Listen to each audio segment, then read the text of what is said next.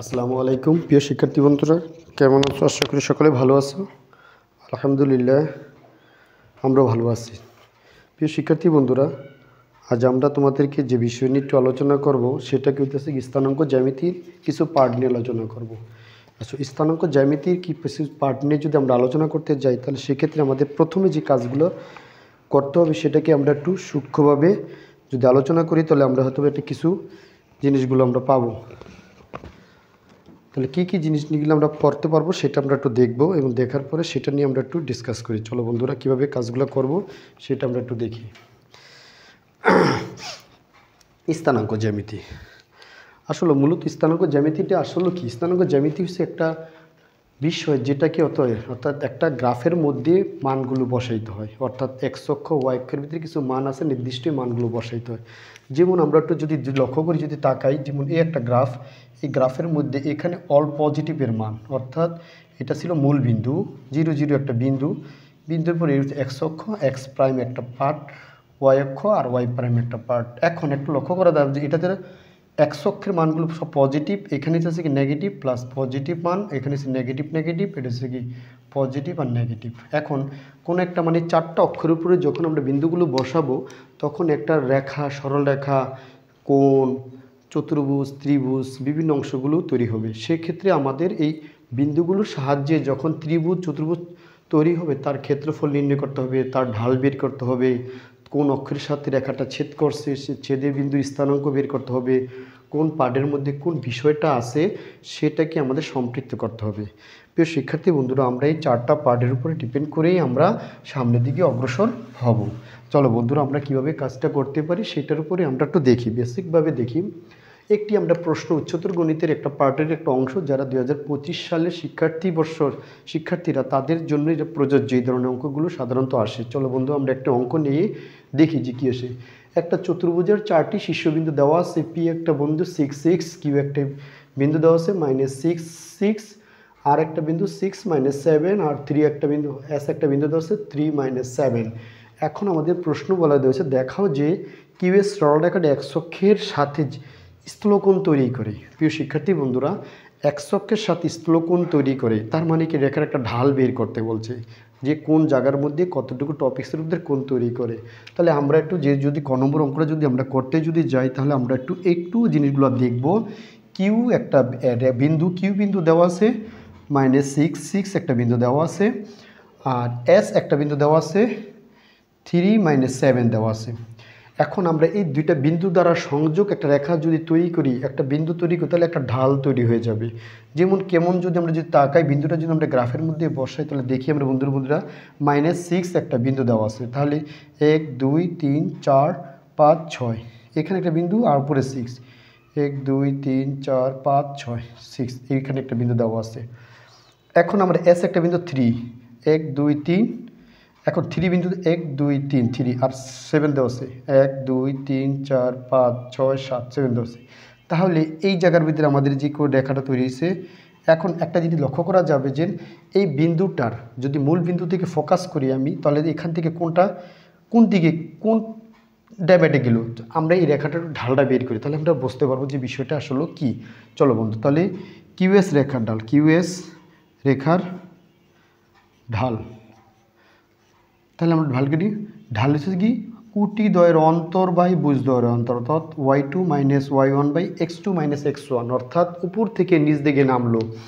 যদি এখানে যদি বিন্দু হয় তাহলে যদি y2 যদি এখানে হয় y2 বাই y1, অর্থাৎ এটা যদি হয় y1, এখানে আছে কত x2 y2, এখানে আছে x1 y1, এই হলো আমাদের বিন্দুটা, তাহলে এই বিন্দুটার আলোকে আমরা যে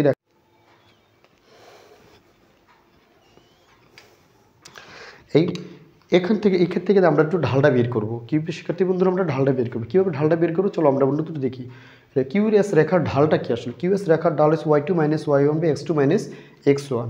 y2 - y1 মানে অর্থাৎ কুটি দ্বয়ের অন্তর, অর্থাৎ y2 - 1 উপর থেকে একটা নিচে নামছে, x2 - x1 প্রথম বিন্দু থেকে নিচে দিকে নামছে, তার উপর থেকে গ্রোসটা নিচ দিকে নামছে। তার মানে কি এই যে রেখাটা যে স্লোপটা নিচ দিকে যে নামছে, এই রেখাটা স্লোপটাই কি মূল বিন্দুর সাথে একটা ঢাল তৈরি করছে।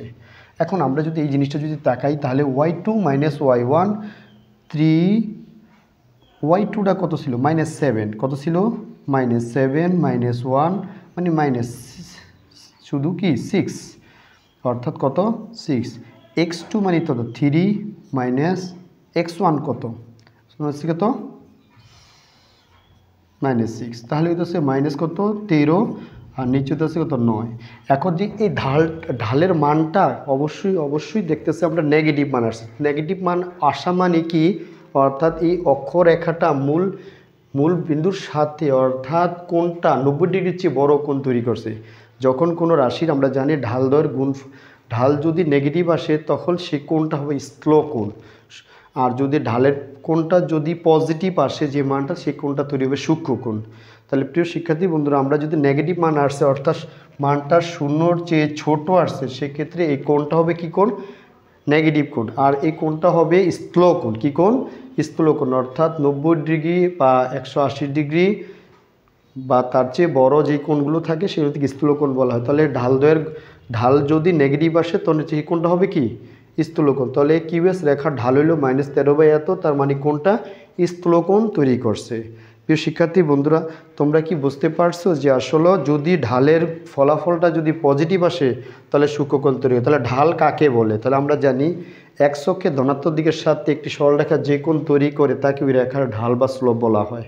এক অক্ষে ধনাত্মক দিকের সাথে কোনো একটি রেখা যে কোণ তৈরি করে তাকে কি বলে, রেখার ঢাল বলা হয়। তাহলে আমাদের এখানে ঢালটা আমরা এখানে নেগেটিভ মান পাওয়ার কারণে এটাই এই কোণটা 90 ডিগ্রির চেয়ে বড় কোণ, অর্থাৎ যেটা 90 ডিগ্রির চেয়ে বড় কোণকে স্থূল কোণ বলা হয়, 90 ডিগ্রির চেয়ে ছোটো কোণকে সূক্ষ্মকোণ বলা হয়, আর 90 ডিগ্রি কোণকে বলা হয় কি সমকোণ। তাহলে সেই ক্ষেত্রে আমাদের ঢালটা যেহেতু নেগেটিভ মান তার 90 ডিগ্রির চেয়ে বড়, অর্থাৎ ত্রিকোণমিতিক মানগুলো সবসময় দেখা যাবে যে 90 ডিগ্রির চেয়ে যে বড় মানগুলো আসে সেক্ষেত্রে ঢাল মানে tan θ। ঢালের একটা স্টেপ বিকেতে ছিল যে tan θ, tan কত, এটা কত ডিগ্রি মান যদি আসে আমরা সেটা বের করতে যদি যাই তাহলে m = সূত্র ছিল m = tan θ। কি থিটা, তাহলে tan θ = মানটা বাড়িছে কত 13/9। তাহলে এখানে -13/9 মানে একটা নির্দিষ্ট মান বেরিয়েছে, একটা নির্দিষ্ট মান বের হয়েছে। এখন এই নির্দিষ্ট মানটাকে যদি আমি এই নির্দিষ্ট মানটা যদি আমি ক্যালকুলেশন করি তাহলে দেখি আমাদের কত ডিগ্রি মানটা বাইর হয়। -13/9, তাহলে এটা হচ্ছে কি ইনভার্স অ্যান্সার, মানে 55 ডিগ্রি মাইনাস, অর্থাৎ 55 ডিগ্রির মানটাই বাড়িয়েছে। 55 যোগ বিয়োগ 30 ডিগ্রি 90 ডিগ্রি, অর্থাৎ 145 ডিগ্রি, 145 পর সামথিং ডিগ্রি বাড়িয়েছে। আর tan θ = tan 145.30 মনে হচ্ছে, θ = 145.30 ডিগ্রির মধ্যে এরকম বাড়িয়েছে। তার মানে যেটা 90 ডিগ্রির চেয়ে বড় যে মান, এই জন্য এটাকে বলা হবে কি কোণ, অর্থাৎ স্থূলকোণ। এটা কি বলা হবে, স্থূলকোণ। প্রিয় শিক্ষার্থী বন্ধুরা, তাহলে আমরা এখান থেকে কি খুব সহজেই এই জিনিসগুলো বুঝতে পারবো। চলো বন্ধুরা, আমরা এখন একটু প্রকৃতি বলতে কি বোঝা, আসলে আমরা দ্বিতীয় সেকশনের মধ্যে আমরা একটু আলোচনা করব যে একটা সরল রেখা, একটা কোণ, একটা জিনিসের মধ্যে যদি এই রেখাগুলো এভাবে থাকে তাহলে সেটাকে প্রকৃতি বলতে হবে। অর্থাৎ প্রকৃতি বলতে কি বোঝায়, PQR এর চতুর্ভুজের প্রকৃতি বের করো। প্রকৃতি কি, আসলে প্রকৃতি বলতে বোঝায় একটা চতুর্ভুজের প্রকারভেদ। চতুর্ভুজটা কেমন, চতুর্ভুজটা কি, চারটা বাহু থাকলেই তো আমরা চতুর্ভুজ বলি। সেক্ষেত্রে আমাদের দেখা যাবে যে চতুর্ভুজের চারটা প্রকারভেদ আছে। 1 নম্বর আছে চতুর্ভুজ, 2 নম্বর আছে বর্গ, 3 নম্বর হচ্ছে রম্বস, 4 নম্বর হচ্ছে আয়তক্ষেত্র, 5 নম্বর হচ্ছে সামন্তরিক, 6 নম্বর হচ্ছে ট্রাপিজিয়াম। তাহলে এই যে চতুর্ভুজের যে প্রকারভেদগুলি, প্রকারভেদ মধ্যে এক একটা চতুর্ভুজের কতগুলো নির্দিষ্ট কিছু শর্ত ফিল আপ করলে তখন আমরা বলতে পারি চতুর্ভুজটা ওই ক্যাটাগরির মধ্যে পড়ছে। অর্থাৎ চতুর্ভুজের শর্ত ফিল আপ করলে, তাহলে বর্গ যখন হবে তখন সাধারণত তার তার চারটা বাহু সমান হবে এবং কর্ণ দুইটা সমান হবে। 2 নম্বর রম্বস যখন হবে চারটা বাহু সমান হবে, কর্ণ দুইটা অসমান হবে। আয়তক্ষেত্র যদি বলে তাহলে বিপরীত বাহুদ্বয়ের দূরত্ব সমান হবে আর কর্ণ দুইটা সমান হবে এবং কোণটি সমকোণ হবে। আর সামুদ্রিকের ক্ষেত্রে বিপরীত বাহুদের দূরত্ব সমান হবে, কর্ণ দুইটা অসমান হবে, কোণগুলো সমকোণ হবে না। ট্রাপিজিয়ামের মধ্যে বিপরীত দুইটা বাহু সমান্তরাল হবে এবং অপর দুইটা বাহু অসমান্তরাল হবে। এই হলো চতুর্ভুজের প্রকৃতি। এখন আমরা যখন নাকি P Q R S T চতুর্ভুজের প্রকৃতি বের করতে যাব, তাহলে ফার্স্ট কন্ডিশন আমরা একটু লক্ষ্য করব যে বিন্দুগুলো কাগজের মধ্যে স্থাপন করব। এক্স ওয়াই সমতলে প্রদত্ত বিন্দুগুলো স্থাপন করে পাই, লিখব এক্স ওয়াই সমতলে এই চতুর্ভুজের প্রকৃতি বিন্দুগুলো স্থাপন করে পাই। তাহলে ফার্স্টে আমরা কী করবো, এরকম করে একটা রেখা নিয়ে এই গ্রাফের মধ্যে এটার মধ্যে 6 1 2 3 4 5 6 3 4 5 6 এটা হচ্ছে পি বিন্দু কিউ বিন্দু 1 2 3 4 5 6 1 2 3 4 5 6 এটা হচ্ছে কিউ বিন্দু। তারপর আর বিন্দু 6 নিচে 6 6 1 2 3 4 5 6 7 এটা আর বিন্দু। এস বিন্দু 3 1 2 3 7 1 2 3 4 5 6 7 এটা হচ্ছে গা এস বিন্দু। এখন হচ্ছে চতুর্ভুজ এইরকম চেহারা। এই চতুর্ভুজের প্রকৃতি তাহলে হচ্ছে এটার সাথে এটার যোগ, এটার সাথে এটার যোগ, এটার সাথে এটার যোগ। এই যে আমরা চতুর্ভুজটা অঙ্কন করলাম, এখন এই চতুর্ভুজের প্রকৃতি বের করো। চতুর্ভুজের প্রকৃতি বের করার জন্য ফার্স্ট কন্ডিশনে আমাদেরকে পি কিউ রেখার দূরত্ব বের করতে হবে। পি কিউ রেখার দূরত্ব, পি কিউ রেখার দূরত্ব। তাহলে এই রেখাটার দূরত্ব পি কিউ দেখা রুট ওভার কত y2 minus y1 whole square plus x2 minus x1 whole square. P Q বাইর করবো, পি কিউ কিউ এস রেখা দূরত্ব অনুরূপভাবে বাইর করব y2 minus y1 whole square plus x2 minus x1 whole square. S R এর দূরত্ব অনুরূপভাবে y2 minus y1 whole square plus x2 minus x1 whole square. আর আর এস এর দূরত্ব আর পি এর দূরত্ব অর্থাৎ y2 minus y1 whole square plus x2 minus x1 whole square. এই যে চারটা দূরত্ব বের করলাম, যখন চারটা দূরত্বই সমান হবে তখন চতুর্ভুজটা হবে বর্গ। চারটা দূরত্বই সমান হবে বর্গ। তারপরে আমরা দুটো কর্ণকে জাস্টিফাইড করব, অর্থাৎ এই কোণাকুনি একটা সরলরেখা টানবো, এই কর্ণটা এই কোণাকুনি একটা সরলরেখা টানবো কর্ণটা। এই দুইটা কর্ণকে আমরা যোগ করে কর্ণ বের করব। তারপর কি করব, কর্ণ অর্থাৎ কিউ আর এর দূরত্ব, কিউআর এর দূরত্ব আবার অনুরূপভাবে বের করব, অর্থাৎ y2 minus y1 whole square plus x2 minus x1 whole square. আর পিএস এর দূরত্ব বের করব, অর্থাৎ অনুরূপভাবে y2 minus y1 whole square plus x2 minus x1 whole square. এই চারটা দূরত্ব যখন ক্লিয়ারভাবে আমরা বের করব, তখন আমরা ওই স্টেপকে বলতে পারি, ওই শর্তকে আমরা বলতে পারি এটি একটি কিসের বর্গ, অর্থাৎ চতুর্ভুজের চারটি শীর্ষবিন্দু। চারটি শীর্ষবিন্দু কোনটা শর্ত ফিল আপ করে ওই শর্তটাকে আমি বলবো, অর্থাৎ এগুলা এই শর্তকে ফিল আপ করছে, অর্থাৎ এই চতুর্ভুজটার নাম এইটা। রম্বস হতে পারে, বর্গ হতে পারে, আয়তক্ষেত্র হতে পারে, সামুদ্রিক হতে পারে। তখন আমরা বলতে পারবো যে এটা এই নির্দিষ্ট ওই ক্যাটাগরি চতুর্ভুজের মধ্যে পড়ে। প্রিয় শিক্ষার্থী বন্ধুরা, তাহলে তোমরা কি অবশ্যই কি এই স্টেপের অঙ্কগুলো কি পারবে আশা করি, তাই না? ধন্যবাদ তোমাদেরকে। এর পরবর্তী স্টেপটা আমরা একটু মনোযোগ দিয়ে দেখব যে আসলে তোমরা একটু দেখো ভালো করে বুঝছো কি না। তারপরের অঙ্কটা আমরা ক করলাম, খ করলাম, গ নম্বর করব। জীবা কিভাবে কাজটা করব সেটা কি আমরা একটু অ্যানালাইসিস করে দেখাবো। তোমরা একটু লক্ষ্য করো, মনোযোগ দাও, দেখো বুঝছো কি না।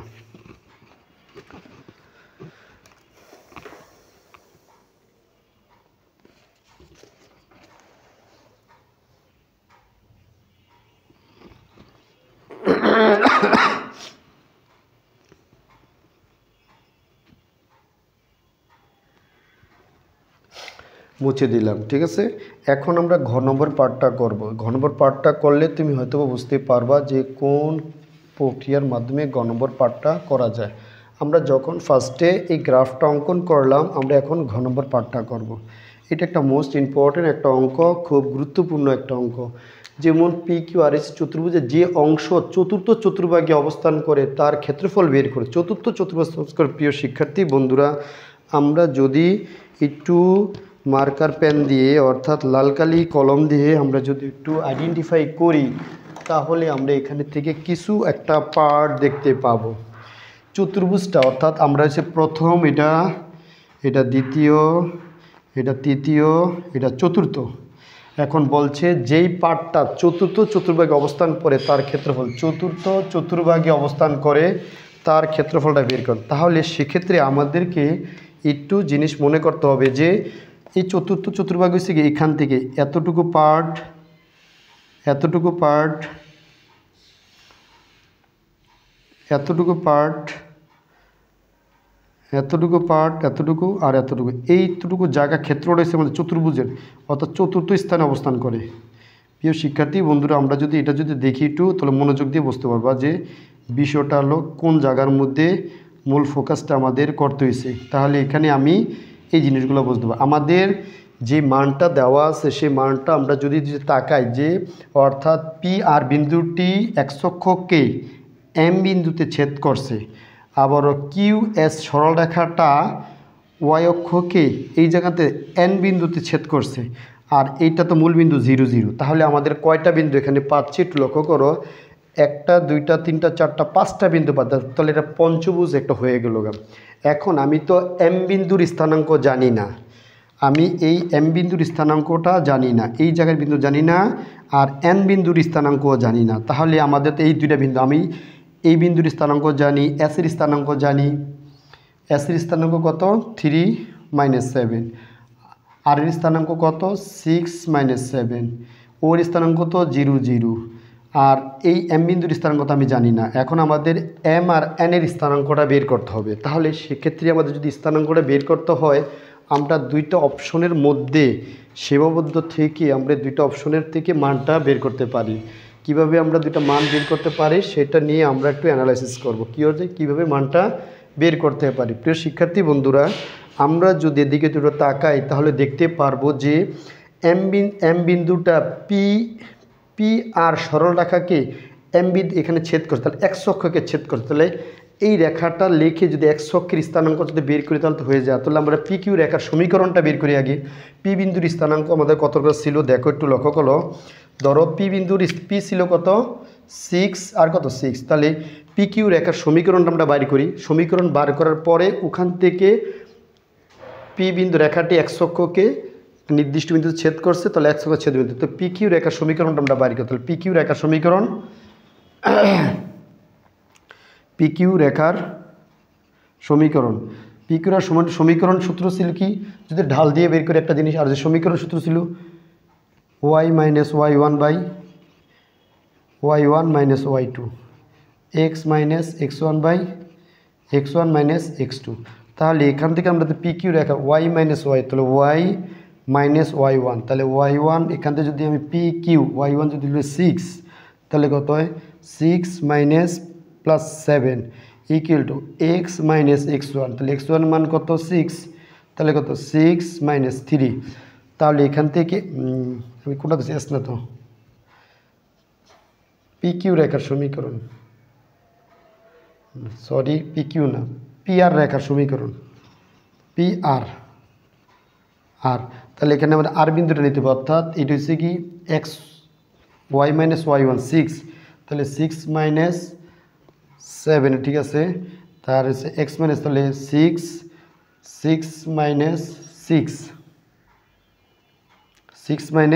6, তাহলে এখান থেকে এটা তো বিনকুলেখা কাটা হয়ে যায়। তাহলে কিন্তু আছে কি y - 6/13, এখানে কত? 0। তাহলে কত হচ্ছে y - 6 = 0, y = 6, y = কত? 6। তাহলে কত হচ্ছে? সুতরাং x, y, x এর মান যখন 0, y এর মান হচ্ছে 6, অর্থাৎ x এর কোনো মান নেই, তাহলে এখানে 0 6।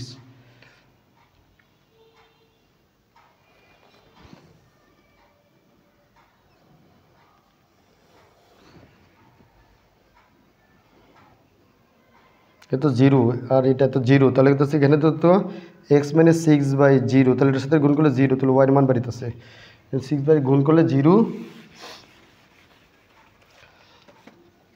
13, তো এটার সাথে গুণ করলে হচ্ছে জিরো এর জায়গা, zero by something to zero equal to x minus six, x equal to six, তাহলে এক্সের মান হচ্ছে 6, ওয়াইয়ের মান হচ্ছে জিরো, তাহলে এই বিন্দুটি হচ্ছে 6 0, কত 6 0।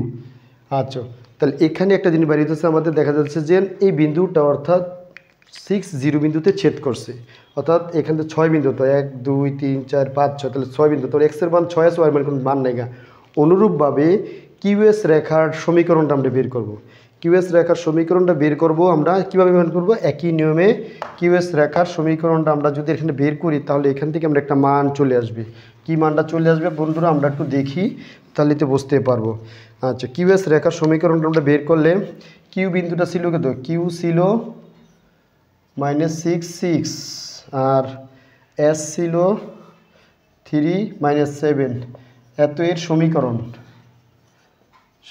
তো সমীকরণ হচ্ছে কি y minus y1 by y1 minus y2, x minus x1 by x1 minus x2, তাহলে y মাইনাস y1 হচ্ছে কি 6, তাহলে 6 প্লাস 7, x মাইনাস x1 হচ্ছে কি প্লাস 6, তাহলে -6 -3, তাহলে কত 6 -6 বাই কত 13, আর এখান দিতেছে x প্লাস 6 বাই কত -9, তাহলে এখানে দিতেছে কি 13x plus 3 3 6 18 8 6 1 6 7 78 equal to minus, এখানে তো মাইনাস, তাহলে -9y প্লাস 6 9 54 5 4 54, তাহলে 13x প্লাস 9y মাইনাস 78 বিয়োগ 54 ইকুয়াল কত 0, তাহলে 13x plus 9y plus 4 2 equal কত 0, তাহলে আমাদের সমীকরণটা পাইলাম। এখন আমরা লিখব, অর্থাৎ যেহেতু নাকি ওয়াই অক্ষ এক্সের মান 0, ওয়াই অক্ষ এক্সের মান 0, সেখান থেকে আমরা বিন্দুটা পেয়ে যাব। তাহলে এখানে আমরা এটা মুছে দিলাম, মুছে দিয়ে লিখলাম, ওখান থেকে বিন্দু এখনো পাই না, রেখাটা পাইছি। তাহলে রেখাটা হচ্ছে কত, যেহেতু ওয়াই অক্ষে এক্স ইকুয়াল কত 0, কারণ এটা তো ওয়াই অক্ষের মধ্যে এক্সের মান 0, তাহলে আমি এখান থেকে পাইলাম 13 × 0 প্লাস 9y প্লাস 24 ইকুয়াল কত 0, তাহলে কত 9y ইকুয়াল কত -24, তাহলে y ইকুয়াল কত -24/9, 3 3 3 3 9, 3 9 3 3 9,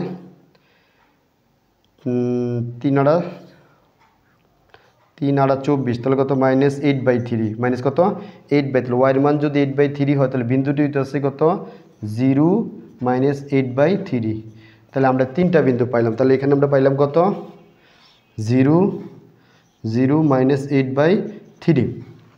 প্রিয় শিক্ষার্থী বন্ধুরা, দেখো এখন আমরা যে এই যে অঙ্কটা যে করলাম, এই অঙ্কটার সবগুলো পার্ট, অর্থাৎ এক্স অক্ষের মানগুলো পেলাম, ওয়াই অক্ষের মানগুলো পেলাম। তাহলে আমাদের এখানে অর্থাৎ পুরা মূল বিন্দু 0, অর্থাৎ এখান থেকে যাতে শুরু করি 0 M S R S N সবগুলো মান পেলাম। তাহলে এখন আমরা এই পুরাটার একটা ক্ষেত্রফল বের করব। কীভাবে বের করব চলো বন্ধুরা আমরা এটা দেখি কীভাবে ক্ষেত্রফলটা বের করা যায়।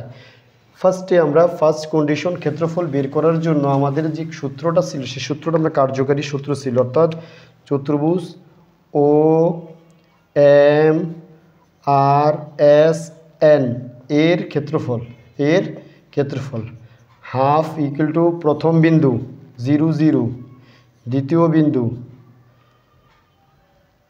6 0, তৃতীয় বিন্দু 6 - 7, চতুর্থ বিন্দু 3 - 7, পঞ্চম বিন্দু 0 -8/3, আর প্রথম বিন্দু 0 0। এই যে আমরা যে মানটা বের করলাম, এখন আমরা যদি গুণ করে দেই তাহলেই তো আমাদের ক্ষেত্রফল চূড়ান্ত পর্যায়ে অর্থাৎ হাফ ইনটু প্রথম বিন্দু, তাহলে এটার সাথে এটার গুণ, এটার সাথে এটার গুণ, এটার সাথে এটার গুণ, এটার সাথে এটার গুণ। তো এটা হচ্ছে 6 কত 48, 6 আর 48 মাইনাস 48, 6 আর 48 মাইনাস 48 যোগ 3 থেকে কাটতে গেলে -8 একটা পার্ট বিয়োগ। এর পরবর্তী পার্ট আবার ওর সাথে ওর গুণ, ওর সাথে ওর গুণ, 3 সাথে 21 -21, আর কিছু তো নাই, আর সবই 0 0, এটা 0, এটা 0 0 0, তাহলে মানে এরপরে হাফ 48 48 8 8 8 16, 3 8 24, 4 4 4 8 9 10, 104 যোগ 21, একটা মাইনাস আছে। 21 থেকে এত বাদ দিলে হাফ, 21 থেকে বাদ দাও 3 7 73, দুইটা ভাগ করলে যেহেতু এখানে পরম মান আছে ওটা পজিটিভ, তো দুইটা ভাগ করলে যে মানটা বেরবো 73 কত 2, তাহলে পরিপূর্ণ একটা ফলাফল চলে আসে। তাহলে 73 না 71/2, 73। তাহলে এই যে এই মান করে যে করলাম, এটা একটা মূলত কি একটা স্থানাঙ্ক জ্যামিতির অঙ্ক। স্থানাঙ্ক জ্যামিতির অঙ্ক যখন করতে যাই তখন আমরা পরিপূর্ণভাবে তার ক্ষেত্রফল, প্রকৃতি, আকৃতি কিভাবে বের করতে হয় তার সমগ্র ফলাফল নিয়ে আসে। তাহলে তুমি যদি ভালো করে এই ধরনের অঙ্কগুলো যদি প্র্যাকটিস করো তাহলে আশা করা যায় এখান থেকে, অর্থাৎ কোনো না কোনো ওয়ে, কোনো না কোনোভাবে, কোনো না কোনো প্রসেসের মাধ্যমে তুমি অঙ্কের সমাধান করতে পারবে। প্রিয় শিক্ষার্থী বন্ধুরা, তাহলে তোমরা বেশি বেশি করে অঙ্কগুলো দেখবে এবং কাজগুলো করবে যাতে করে কোনো প্রবলেম বা সেট না হয়। ধন্যবাদ সবাইকে।